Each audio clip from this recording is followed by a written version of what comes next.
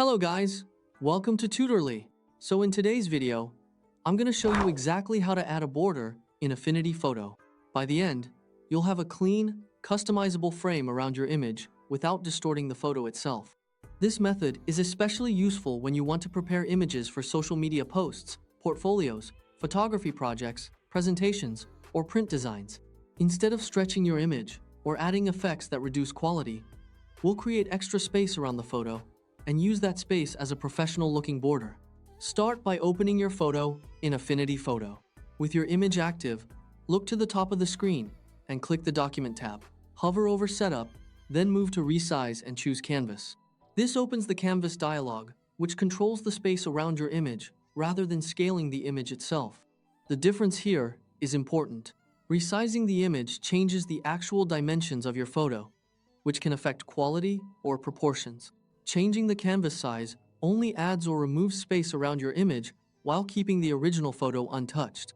In the Canvas dialog, make sure the Center Anchor button is selected. This is important because it keeps your photo centered and distributes any added space evenly to all sides. If a different anchor is active, the extra space could appear on just one edge, which isn't what we want for a uniform border. For example, if you add extra canvas space while the left anchor is selected, all the new space may appear only on the right side. The center anchor prevents this and gives your image an even frame. Next, click the chain icon to unlink width and height. Unlinking gives you independent control over each dimension. For a balanced frame, type the same increase for both fields. Something like plus 600 pixels works well. As an example, the plus sign tells Affinity to add that amount to the current canvas size. With the center anchor on, adding 600 pixels to width and height effectively creates a border of 300 pixels on each side.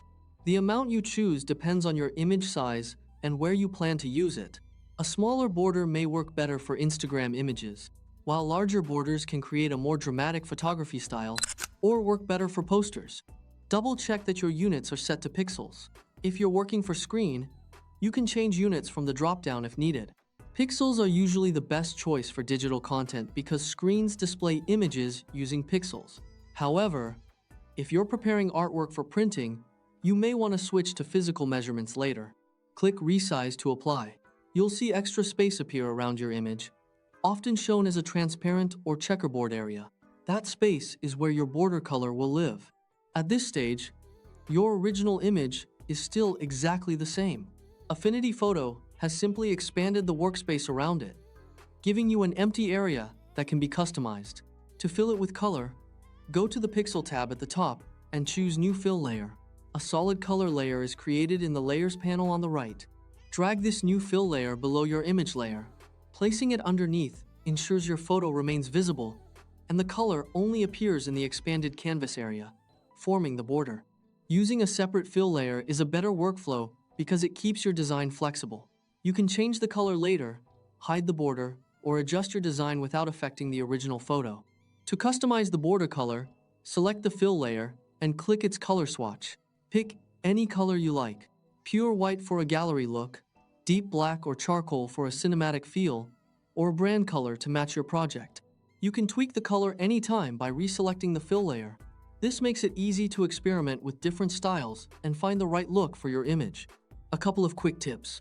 If you want a taller or wider border, return to Canvas with the chain unlocked and add different values to width and height. For example, a landscape image might look better with more space at the top and bottom, while a portrait image may benefit from extra space on the sides. Adjusting the width and height separately gives you more creative control. For print projects, consider switching units to inches or millimeters so the border matches your layout. This is useful when creating photo prints, posters, invitations, or other physical designs where accurate measurements matter. And if the border looks uneven, revisit the Canvas dialog and confirm the center anchor is selected. Also check that the fill layer is positioned correctly underneath your image layer. Many border issues come from layer placement rather than the canvas settings. That's all it takes to give your photo a polished, professional border in Affinity Photo. This simple technique gives you more control over your images and helps you create cleaner designs without changing the original photo. Try different border sizes and colors to match your own creative style.